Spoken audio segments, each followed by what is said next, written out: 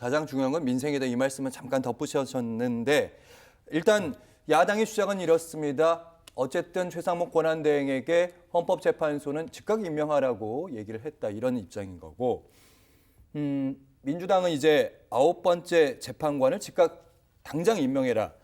최상목 대행에게 경고장을 날리면서 이렇게 얘기하고 있습니다. 마은영 임명 등 최상목의 불법 지속이 계속되고 있다. 박찬대 더불어민주당 원내대표. 구급 공무원도 이렇게 막 나가면 중징계를 피할 수 없다. 그리고 권성동 국민의힘 원내대표는 최상목 대행은 야당의 겁박에 동요하지 않아야 한다. 이렇게 얘기했습니다. 민주당에서 지금 최상목 권한대행에 대해서 고발 이미 했습니다. 경찰에 이미 1월 달에 했고요. 지금 말하는 건 아까 말씀하신 것처럼 탄핵까지 의식하고 있는 것으로 보이는데 탄핵까지는 어렵겠지 않느냐? 저는 어렵다고 보거든요. 예. 근데 저는 민주당이 좀 민생에 조금 성인을 보이는 줄 알았어요. 근데 내부적으로 헌재 분위기가 심상치 않다고 생각한 게 아닐까 그런 생각을 합니다. 만약에 8대 0이라고 되게 자신하지 않았습니까? 8대 0으로 인용이 될 것이다. 근데 마은혁 후보자 관련해가지고 이렇게 집착을 하게 되면 국민들로 하여금 왜 민생보다 마은혁 후보지? 9인 체제가 아니라 8인 체제에서도 박근혜 전 대통령은 탄핵이 인용되지 않았습니까? 그래서 헌재 9인 체제에 그렇게 집착할 필요는 없거든요. 예. 근데 내부적으로 봤을 때 이른바 지라시라고 하죠. 지라시에 보면 뭐 정보지. 4대4 아니냐, 예. 뭐 4대4 아니냐, 5대3 5대3 아니냐. 아니냐. 그래서 뭐 기각이 될 것 같다. 그런 분위기가 이어지는 듯 했는데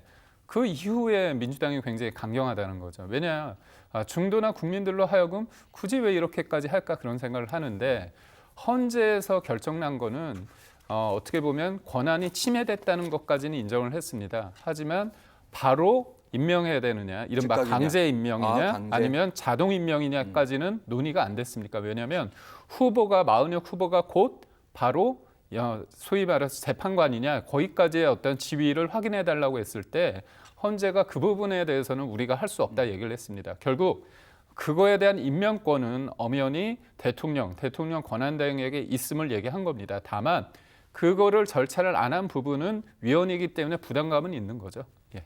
알겠습니다. 어쨌든 민주당이 이제 8대 0 자신했는데 그 부분은 자신 없는 거 아니냐. 5대 3이라는 얘기도 나오고 있고 그래서 9번째 재판관에 이렇게 사활을 걸고 있는 것은 아닌지 최현 평론가님. 그러니까 이 부분은 민주당하고 제 생각은 좀 달라요. 그러니까 뭐 민주당에서는 그렇게 뭐 나오는 정보지를 통해서 속으로 뜨아할지 몰라도 전체적으로 역사의 흐름이라는 것이 이 부분을 과연 이제 국회를 침탈한 그 대통령에 대해서 다시 이 탄핵안을 기각을 한다. 그래서 윤석열 대통령이 다시 권좌에 다시 돌아간다라고 했을 때 나오는 역사적인 폐해, 끔찍한 상황이 벌어질 것이 뻔한데도 불구하고 헌법재판관들이 그걸 기각한다라고 하는 것은 저는 말이 안 된다고 보고요. 그렇게 판단하지 않을 거라고 생각하는데 왜 민주당이 이제 이런 일을 진행하면서 조금 뭐 다급하거나 뭐 그런 게 있는 것 같아요. 저는 오히려 저는 민주당보다 훨씬 더 낙관적인데 각오를 뭐 정치인들이 생각하고 말하고 행동하는 것들이 다 의미는 있겠습니다만 이번에 민주당이 별로 이제 좋은 판단을 갖지는 않습니다. 사실은 민주당이 지금 9번째 헌법재판관을 임명해달라, 즉각 임명해달라 이렇게 얘기하고 있는데